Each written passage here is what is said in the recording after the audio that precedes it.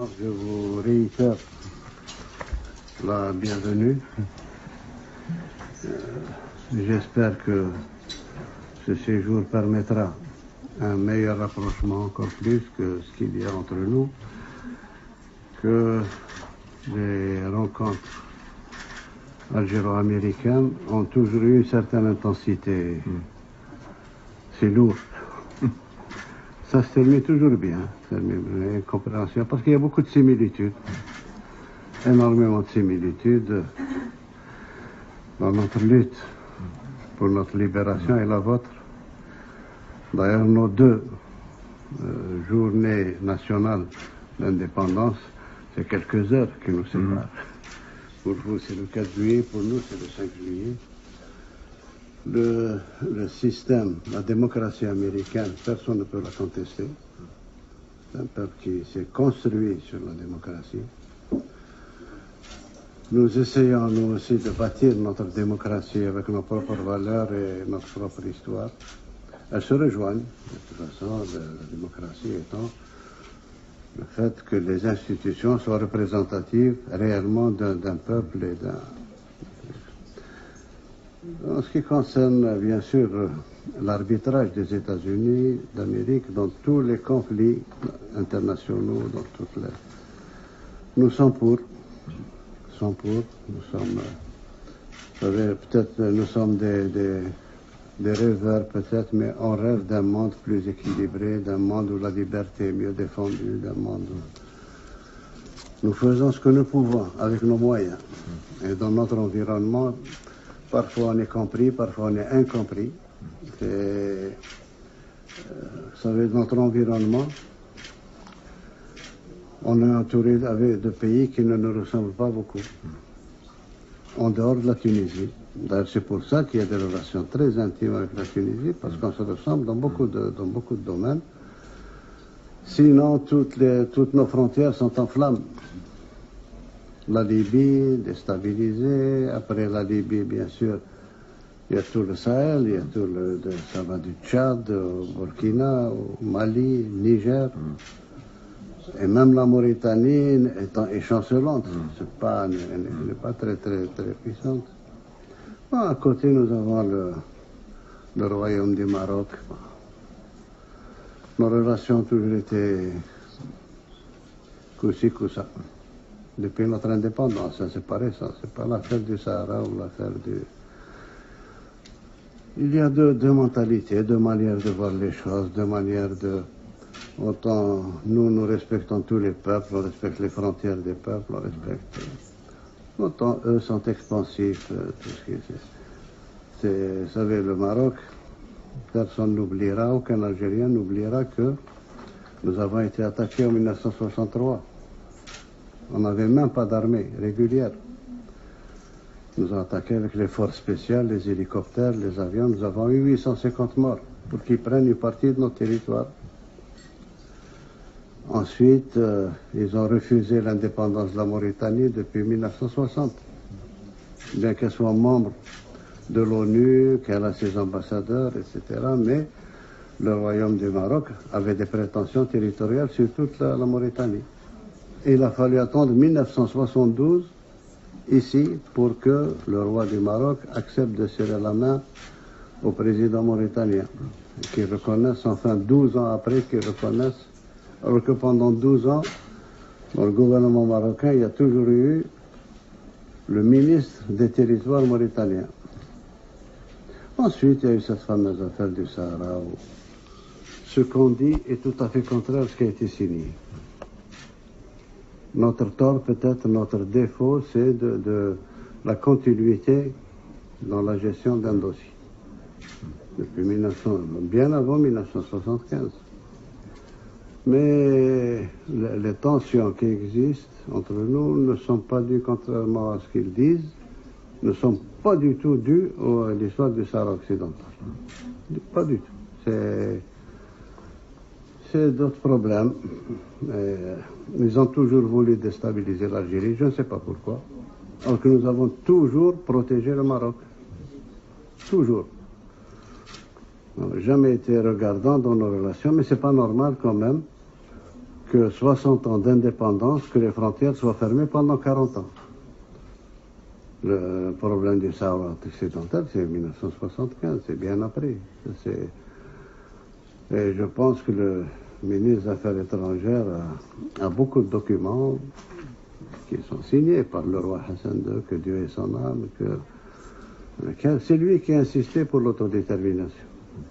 Et puis notre position, vous savez, notre position vis-à-vis du Sahara occidental, pas vis-à-vis du Maroc, vis-à-vis du Sahara occidental, ils savent très bien que ça a été toujours notre comportement pour Timor-Est.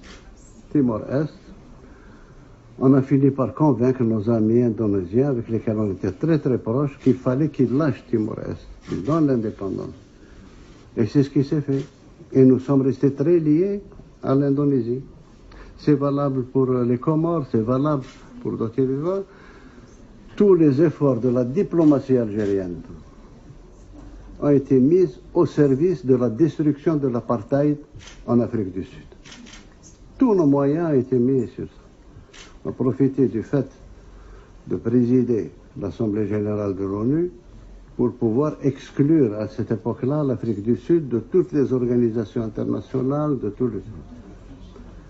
Le jour où Mandela est sorti de prison, le jour où l'apartheid est tombé, nous constituons à ce jour un axe indéfectible entre Pretoria et Alger. Donc c'est pas nouveau, c'est pas le Sahara occidental qui nous... Ben, nous avons toujours traité de la même manière les dossiers du Sahara occidental et le dossier de la Palestine. Tous ces Palestiniens, notre position ne changera pas.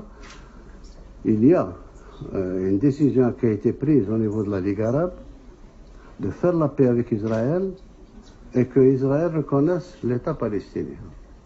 C'est ce qui a été fait, c'est ce que nous suivons jusqu'à présent. Donc c'est la paix contre les territoires, etc. Mais nous n'avons aucune animosité vis-à-vis d'eux. Le seul problème qui est entre nous, c'est la Palestine. Rien d'autre. Absolument rien d'autre. Donc voilà un petit tour d'horizon pour la Libye. Nous sommes contre la présence de tous les mercenaires, de quel bord qu'ils soient. On n'accepte pas de mercenaires à nos frontières. Nous avons tout fait pour que nos frères libyens aient l'occasion de s'exprimer. Et nous avons, ça fait 2 ans maintenant que nous bataillons pour cette histoire d'élection au niveau de la Libye, parce qu'on a tiré les conclusions que ceux qui sont désignés ne représentent personne. À chaque fois, on désigne des gens qui ne représentent qu'eux-mêmes. Et on reprend, et on refait, et on reprend jusqu'à la dernière crise qu'ils ont chez eux, entre Dbeiba et celui qui a été nommé par le pseudo Assemblée nationale d'Aguila et autres. Et ça continuera. Ça continuera parce que personne parmi eux n'est représentatif, quoi que ce soit. Et ce qui est pire, c'est qu'en Libye, il y a des forces qui font la guerre pratiquement par procuration. Et quand on a affaire à des forces aussi puissantes, ce n'est pas les Libyens qui peuvent les faire sortir. Ce n'est pas les Libyens, c'est la Libye. Quand on s'est rencontré à Berlin, on s'est entendu pour que tous les pays concernés par la Libye s'engagent à ne jamais plus faire rentrer d'armement ni de mercenaires en Libye. Au contraire, il fallait désarmer. Oui, monsieur le secrétaire d'État, vous savez, 2 mois après, il y a eu une introduction en Libye de 3000 tonnes de matériel et d'armement. Ce qui veut dire que la solution se trouve ailleurs. La solution se trouve, moi je pense, entre les mains des grands, à travers l'Organisation des Nations Unies. Actuellement, on a la présence de Wagner, on a la présence des Syriens et autres amenés qui sont nos amis, nos frères, les Turcs. Il y a les Janjaouides du Soudan, il y a les mobilisés du Tchad, il y a. Et chacun, ils sont 3 ou 4 puissances à se faire la guerre en Libye, qui n'est pas la guerre des Libyens. Les Libyens n'ont rien à voir avec ça. C'est pour ça qu'on a dit que si on veut que la Libye soit reconstruite sur des bases démocratiques, il faut des élections à la base. Des élections à la base, on peut le faire.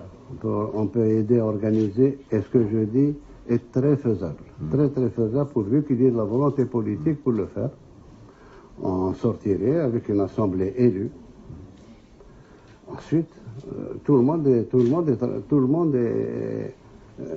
peut aider à la reconstruction de l'État libyen à partir de l'Assemblée, le gouvernement, le président, etc. Ceux qui ont des arrière-pensées de remplacer l'ex-président décédé, c'est ceux qui veulent régler le problème à partir du sommet. Désigner un président, élire un président pour que lui fasse ce qu'il veut et s'oriente vers ceci ou vers ceci. Ça, c'est pas de la démocratie. Démocratie à la base. Donc ça, c'est pour le problème libyen. Pour le problème tchadien, Tchad, à force d'être utilisé depuis 3 décennies ou 4 décennies, c'est pas récent. C'était très utilisé par les Libyens.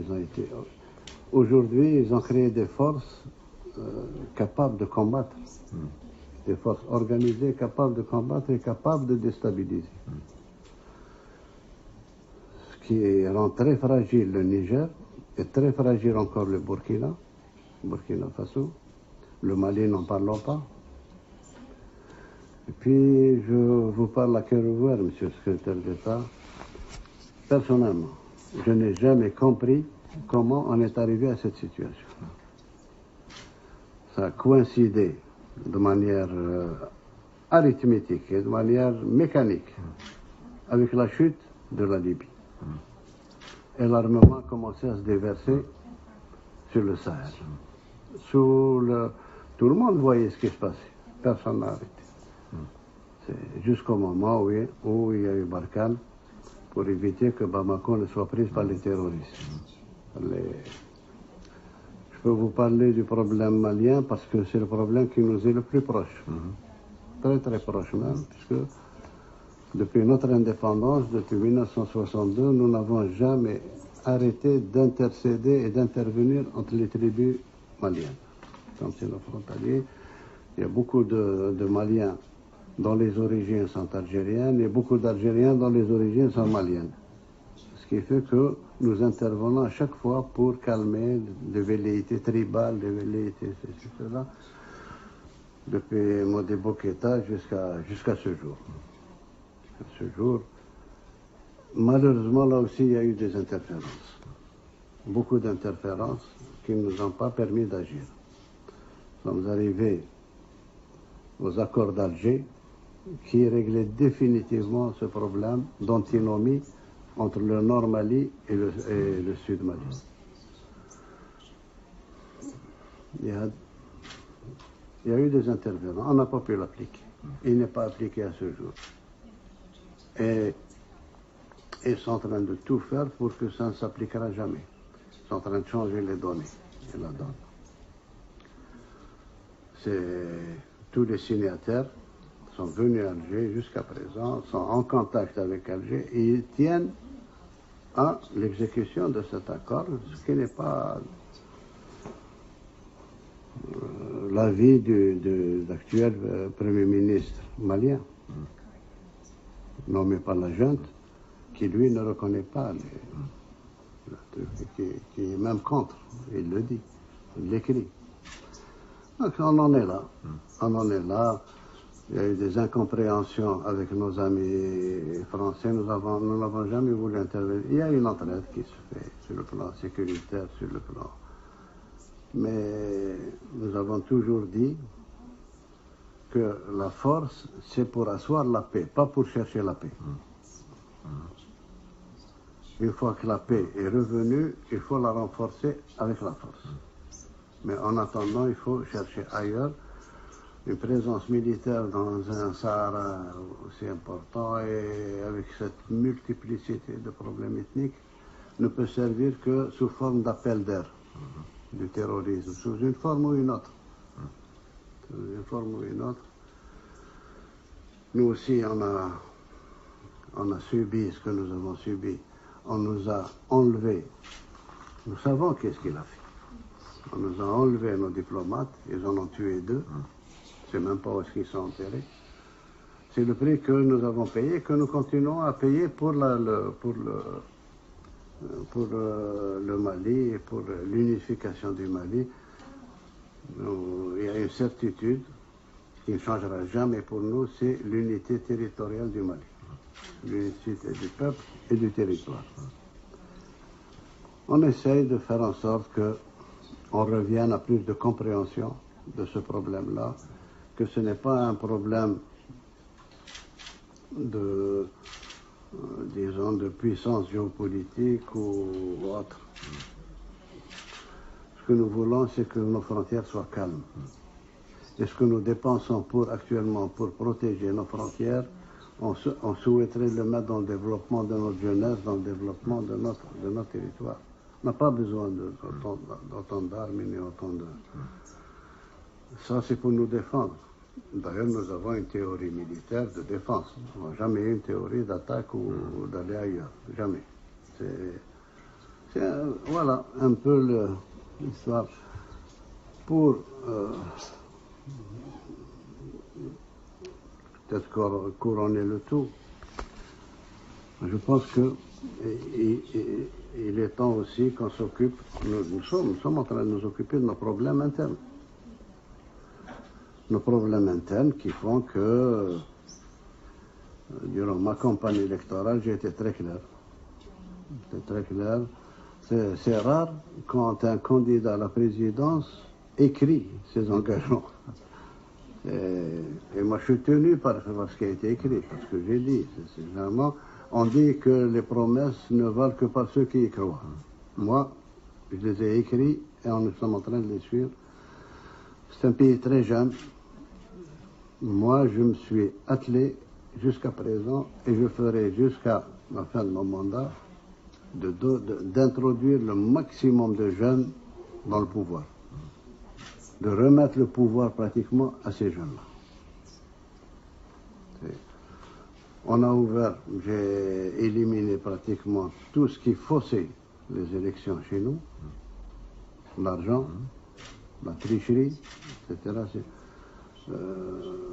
Les élections que nous avons eues, aussi bien présidentielles, législatives que locales, nous avons gagné une chose, pour la première fois,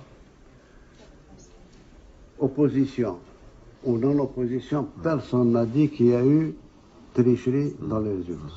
Ça, c'est déjà un résultat, un acquis énorme dans un pays du tiers-monde. Donc, nous sommes arrivés à introduire énormément de jeunes à l'Assemblée nationale pour qu'ils apprennent à légiférer pour le pays, ils apprennent quels sont les méandres de la politique.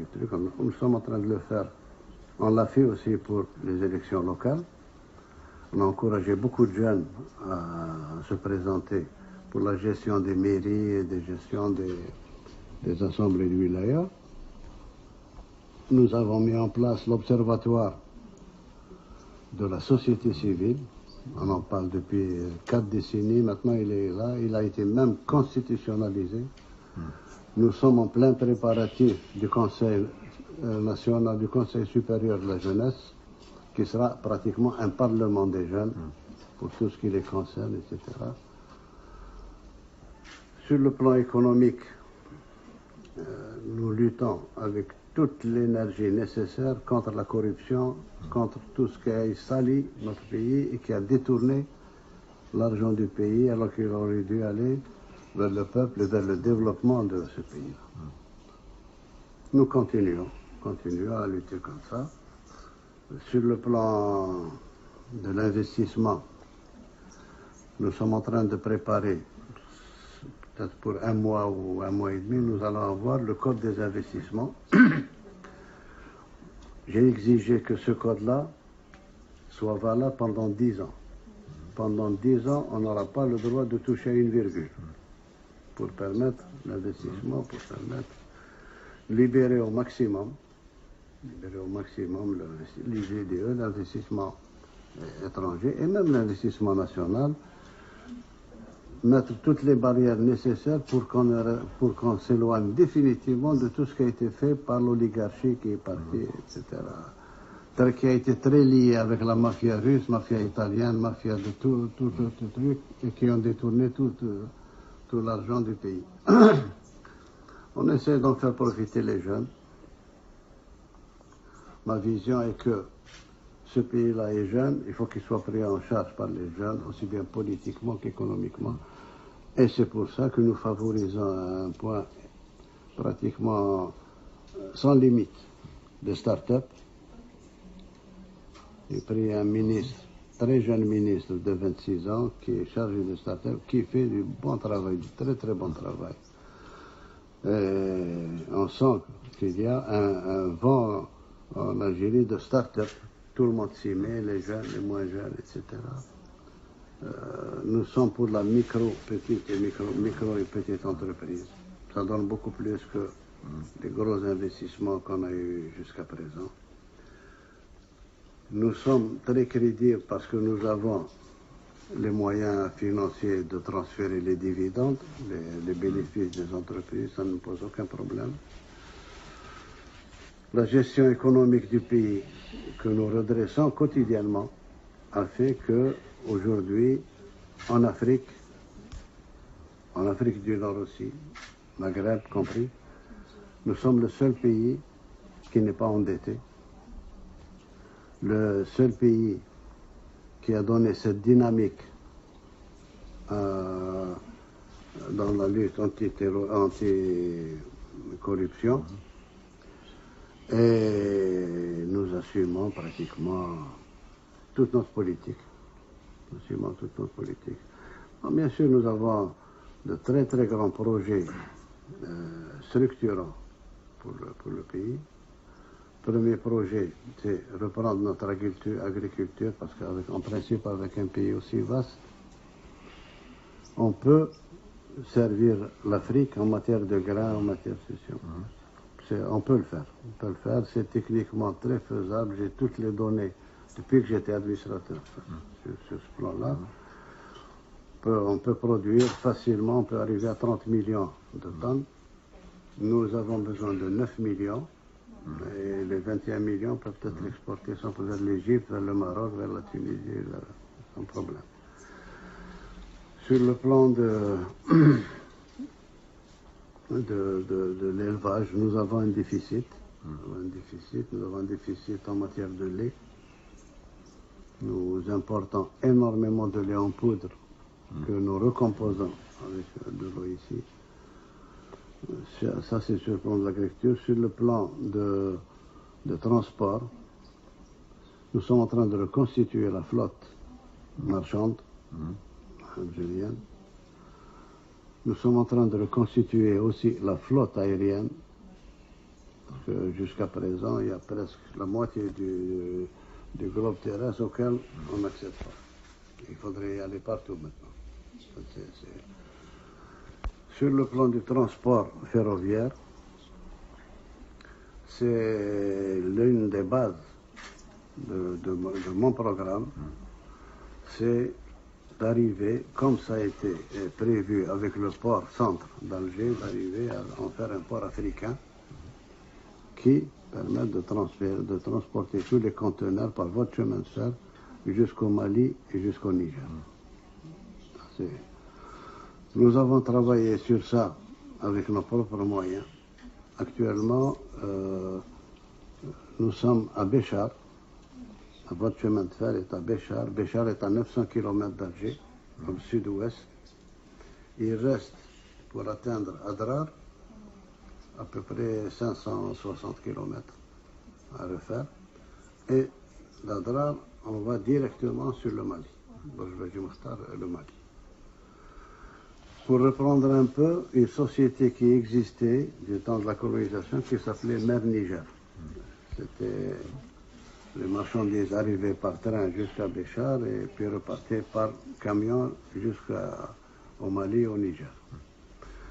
Voilà globalement, de manière très très très succincte, l'Algérie, tel que je vous en parle. Je vous remercie de votre écoute. Monsieur le Président, merci beaucoup pour ce tour d'horizon très détaillé, très intéressant. J'ai eu l'occasion d'évoquer les sujets de politique étrangère avec le ministre, Romani, de longue date. Et effectivement, je me réjouis de me retrouver en Algérie. J'étais là en 2016. Je suis très content d'être de retour pour justement approfondir les relations entre nos deux pays, le travail en commun sur les dossiers de sécurité que vous avez évoqués et aussi le travail en commun sur les opportunités économiques, d'investissement, de commerce entre nos pays.